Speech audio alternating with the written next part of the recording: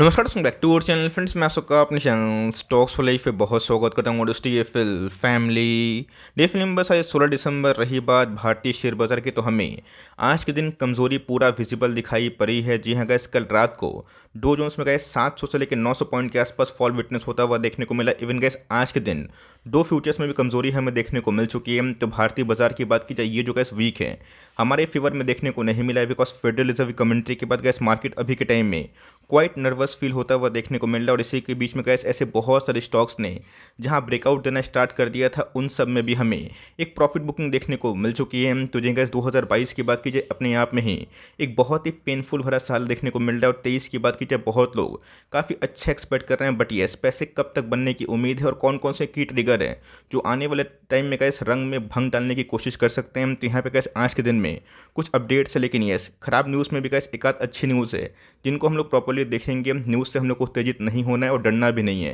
हमें वाइसली समझना है कि बाजार अभी के टाइम में कौन से डायरेक्शन पे जा रहा है और कौन कौन से फैक्टर बाजार के लिए अच्छी खबर ले आ सकते हैं और बुरी खबर भी ले आ सकते हैं। मैं अपनी अनबायस्ड कमेंट्री एज यूजुअल ज़रूर रखूंगा। चैनल फर्स्ट टाइम होंगे सब्सक्राइब कर सकते हैं इस तरह क्वालिटी कंटेंट को सबसे पहले एक्सेस करने के लिए। Now without telling any for time, let's begin. Nifty की बात की जाए, 150 पॉइंट के आसपास फॉल विटनेस होता हुआ देखने को मिला। जी हाँ गैस, कल अगर आपने डो को नोटिस किया होगा तो डो में हमें बहुत बड़ी फॉल, इवन 2.5% के आसपास फॉल विटनेस होते हुए देखने को मिली। तो पूरे बाजार में ये आशा थी कि आज मार्केट में गिरावट तो होगी, लेकिन यस गिरावट अगर आप देखें तो बहुत ही कम as compare to global market हमें देखने को मिल रही है। एक समय गैस ऐसा था कि मार्केट में वही फ्लैट ट्रेडिंग होना स्टार्ट हो गई थी, बट उसके बाद हमें एक अच्छी खासी प्रेशर क्रिएट होते हुए देखने को मिल रही। निफ्टी ने गैस 18,350 का लेवल उसको तोड़ दिया, जो अपने आप गैस एक क्वाइट छोटा सपोर्ट हमें देखने को मिल रहा था। और गैस जो 18,200 का लेवल है ये बहुत ही इंपॉर्टेंट है। अगर गैस ये लेवल सस्टेन नहीं कर पाएगा तो आने वाले दिनों में गैस शॉर्ट टर्म में 18,050 के लेवल्स भी हमें देखने को मिल सकते हैं। तो गैस पिछले कुछ समय से जो वीकनेस है आपको बताने की आवश्यकता नहीं है क्यों भारतीय बाजार सहित वर्ल्ड मार्केट में हमें दिखाई दे रही है। अगर आप देखिए, निफ्टी ने गैस वही 18,600 के आसपास लेवल्स टच करने के बाद हमें थोड़ा सा डाउनसाइड मूवमेंट दिखाया, बिकॉज फेडरल रिजर्व की गैस जो कमेंट्री थी कुछ ज़्यादा ही हॉकिश हमें देखने को मिली। और सिंपल सी बात है गैस, अगर निफ्टी लाइफ टाइम हाई पे रहेगी और कोई भी न्यूज़ ऐसा आ जाएगा जो मार्केट के हित में नहीं है, फेवर में नहीं है, तो ऑफकोर्स गैस उसमें हमें थोड़ी सी प्रॉफिट बुकिंग टाइमली दिखाई दे देती है।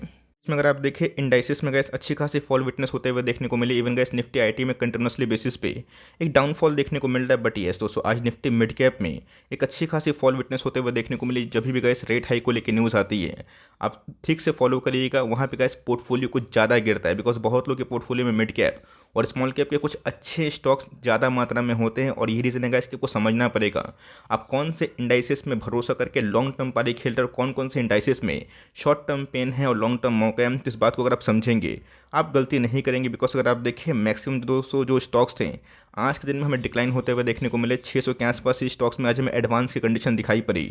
और 1400 स्टॉक्स की बात की जाए, उसमें हमें एक अच्छी खासी बिकवाली का दबाव देखने को ज़रूर मिला है।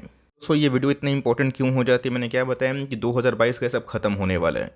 2 वीक भी बचे नहीं हुए हैं, उसके बाद वेलकम टू हम लोग 2023 में जाएंगे। और सबसे इंपॉर्टेंट दोस्तों, नेक्स्ट जो मंथ होने वाला है उनके स्टार्टिंग एक महीना बहुत ही इंपॉर्टेंट होंगे, खास करके जनवरी का महीना। बिकॉज बहुत सारी कंपनीज अपने Q3 के नंबर्स को पेश करेगी, लेकिन नंबर्स के पहले का सबको अच्छे से पता है कि फेड की डोविश कमेंट्री छोड़िए, हॉकिश छोड़िए, का सुपर हॉकिश कमेंट्री हमें देखने को मिली, जहाँ पे उन्होंने मीडियन जो रेट हाइक है 5% से ऊपर वो जो स्लैब है उसको सोचा है कि आने वाले दिनों में इन्फ्लेशन कंट्रोल करने के लिए ये स्लैब वो कंटिन्यू कर सकते हैं। तो सिंपल सी बात है गैस, अगर फ्रीक्वेंसी में थोड़ी कटौती होती है, धीरे धीरे रेट हाइक अगर होता है, लेकिन लंबे अरसे तक मार्केट में रेट हाइक कंटिन्यू चलता है, तो प्रॉब्लम कहाँ पे होगी?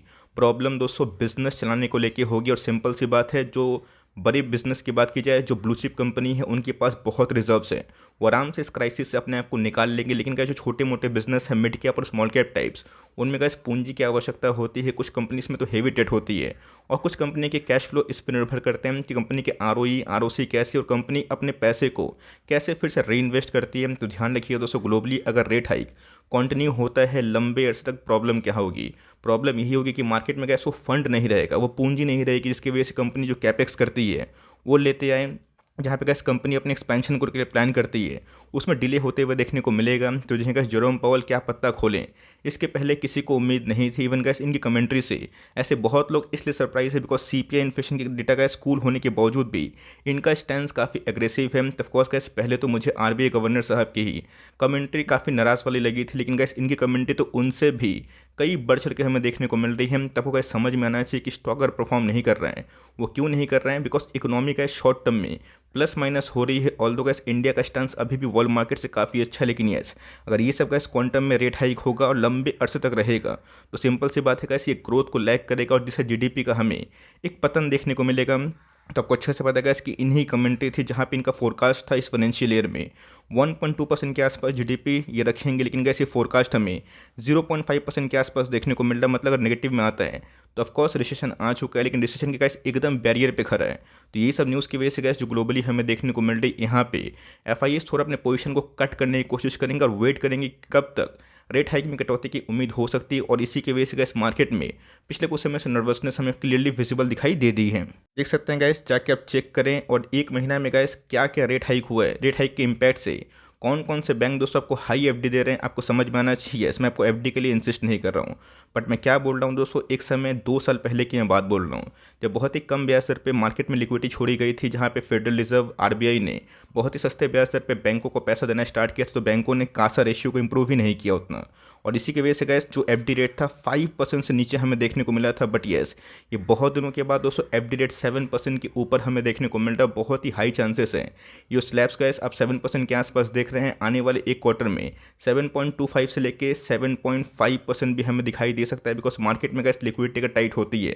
तो ऑफकोर्स पब्लिक से फंड उठाने की कोशिश सारा बैंक करेगा, और इसी का गैस इंडिकेशन है कि मार्केट में अभी के टाइम लिक्विडिटी क्राइसिस हमें देखने को मिल रही है। और इसी की वजह से सारे बैंक आपको बहुत ही हाई एफडी रेट दे रहे हैं, चाहे वो आईसीआईसीआई बैंक की बात की जाए, कोटक की बात की जाए, या वेरियस बैंक्स की बात की जाए जो अपने आप में बहुत ही बड़े हैं। और इसके पहले आपको अच्छे से पता है कि माइक्रो फाइनेंस के बैंक्स काफ़ी अच्छा खासा ही एफडी देते थे, बट उनकी का जो सीमा है अभी के टाइम में 8% से 9% के आसपास हमें देखने को मिल रही है। मतलब गैस मार्केट अभी के टाइम में रेट हाई को लेकर थोड़ा सा क्या काफ़ी कंसर्न शो कर रहा है। इसी के बीच में गैस रंग में भंग डालने वाली कोशिश क्या है, रशिया का अग्रेशन गैस अभी के टाइम यूक्रेन पे फिर से हमें हावी होता हुआ देखने को मिल रहा है। आज सुबह की न्यूज़ हमें देखने को मिली थी जहाँ पे गैस 20-30-40 मिसाइल से ऊपर रशिया ने गैस मिसाइल दागे हैं। तो मैंने क्या बताया, जेरोम पॉल कमेंट्री में गैस साफ साफ रशिया यूक्रेन के बारे में भी एक डिस्कशन किया गया था। प्रॉब्लम क्या होता है, दो देश लड़ रहे हैं गैस, वो प्रॉब्लम नहीं है। दो देश लड़ने के साथ साथ जो सप्लाई चेन में डिस्टर्बेंस होता है वो प्रॉब्लम के संकेत हमें देखने को मिलते हैं पिछले कुछ समय से।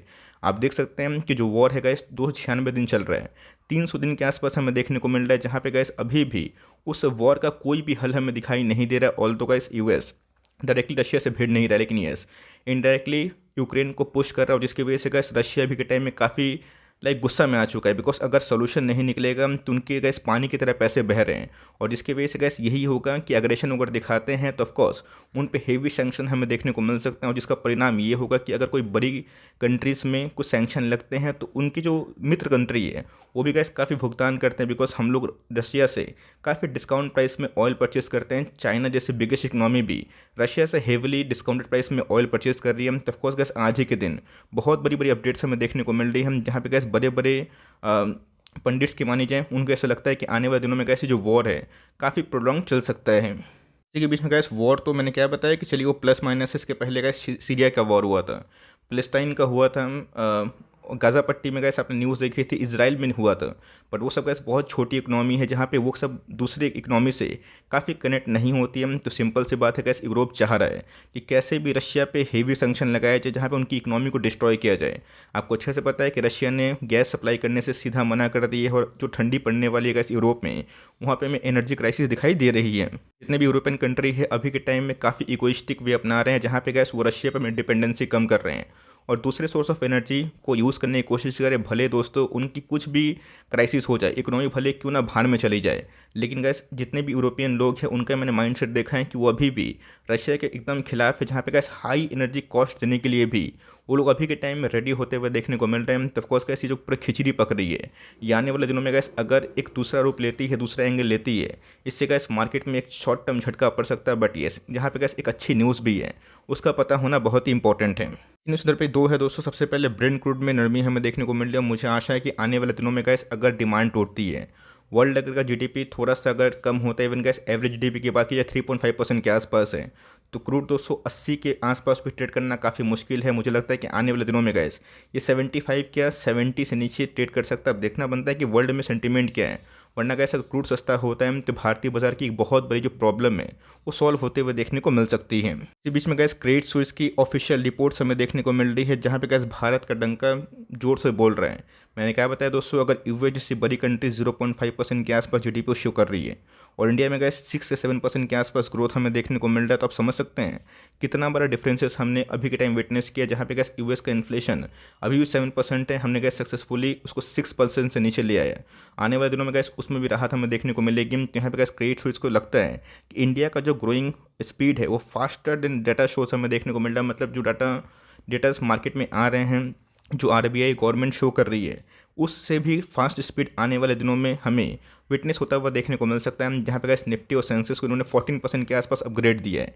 यही क्रेडिट स्विस ने गैस पिछले कुछ समय से आईटी को काफ़ी डाउनग्रेड किया है, बिकॉज उनको लगता है इनके वैल्यूशंस काफ़ी महंगे हैं। तो ध्यान रखिए दोस्तों, मैंने क्या बताया, कोई ब्रोकर्स की रिपोर्ट पढ़ के आप एकदम फटाक से जस्टिफाई नहीं कर सकते कि उनकी रिपोर्ट सही है। इसके पहले जेफरीज आए थे, मॉर्गन स्टैनली आए थे, यूबीएस आए थे। हमें देखना है कि उनकी कथन क्या है। बट इसी बीच में गैस अगर आप देखेंगे इस पूरे क्राइसिस में हमारा भारत बेनिफिशियरी रोल तो प्ले कर रहा है, लेकिन यस अगर गैस कंटिन्यूसली बेसिस पर रेट हाइक होती है, रशिया को उनका मैटर होता है, सैंक्शन लगते हैं, तो ये गैस इकोनॉमी को शॉर्ट टर्म में काफ़ी डिस्टर्ब कर सकती है।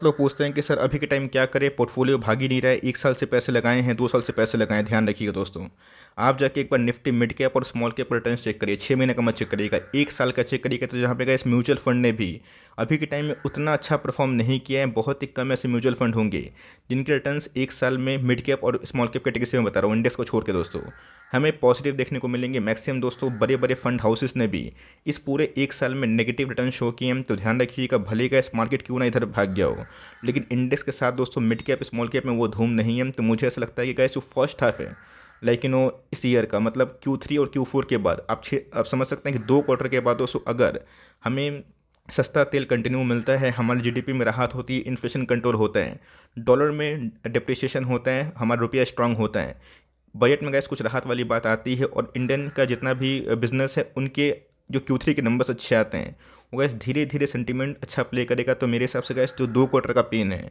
आने वाले दिनों में हमें देखने को मिल सकता है। कल गैस मैंने कमेंट देखा कि सर टेक्निकल एनालिसिस करके निफ्टी का चार्ट बताइए। जी हाँ दोस्तों, निफ्टी का चार्ट टेक्निकल एनालिसिस पे एक ही प्रॉब्लम होती है, जहाँ पे अगर आप फिक्स कर लिए कि मैं इस लेवल पे खरीदूंगा, बाजार वहाँ पे गैस हमेशा नहीं आता है। इसके पहले भी गैस जिन्होंने बहुत टेक्निकल एनालिसिस करके निफ्टी को 5000, 6000, 7000 के आसपास बताया, आज निफ्टी कहाँ है लोगों को पता है। तो यहाँ पे गैस हमें स्टॉक को फॉलो करना है। ये गैस इंडेक्स को आप देखिए और सेंटीमेंट देखिए कि इंडेक्स सेंटीमेंट कैसा है। तेजी है तो सेंटीमेंट पॉजिटिव है, नेगेटिव है तो सेंटीमेंट नेगेटिव है। तो इसी बीच में गैस हमें ये फोकस करना है कि इंडिविजुअल स्टॉक्स के बिजनेस कैसा परफॉर्म कर रहे हैं, उनके ईपीएस कैसा परफॉर्म कर रहे हैं, बैलेंस शीट में क्या दम है, एक्विजिशन कैसी कंपनी कर रही है। अगर सारा चीज़ गैस सही है, डरने की क्या बात है। पिछले कुछ समय से गैस 3-4 स्टॉक में हमें मेगा ब्रेकआउट दिखाई पड़ा था, बट मार्केट में वीकनेस है, तो फिर से गैस वो ब्रेकआउट हमें फुस होता हुआ देखने को मिल रहा है। फॉल्स ब्रेकआउट आप कंसिडर कर सकते हैं, बिकॉज मार्केट सेंटीमेंट ठीक नहीं रहेगा तो स्टॉक शॉर्ट टर्म में अंडर परफॉर्म करेगा। बट मेरा ऐसा मानना है कि यही जो पेन है जो आने वाले 3-6 महीने में हमें दिखाई दे सकता है, अगर आप इसको बर्दाश्त कर सकते हैं तो ऑफकोर्स गैस ये ऑफकोर्स एक नया शुरुआत हो सकता है। ऑल्दो गैस हम लोग ने ग्लोबल मार्केट से अपना पलड़ा बहुत अच्छा सा झाड़ा है, और जहाँ पे हम लोग डिपेंडेंट नहीं है, बट इसका मतलब ये नहीं कि उनकी न्यूज़ हम लोग को डिस्टर्ब नहीं कर सकती है। तो यही छोटी सी अपडेट है। आई होप मैंने रैशनल ओपिनियन के संग अनबायस्ड कमेंट्री दी। अगर वीडियो पसंद आई तो प्लीज़ लाइक करिएगा, चैनल फर्स्ट टाइम होंगे सब्सक्राइब करके बेल आइकन को प्रेस करना भी ना भूलिएगा। तो गैस मिलते हैं जल्दी ही, तब तक के लिए bye. Thanks for listening friends, God bless you all.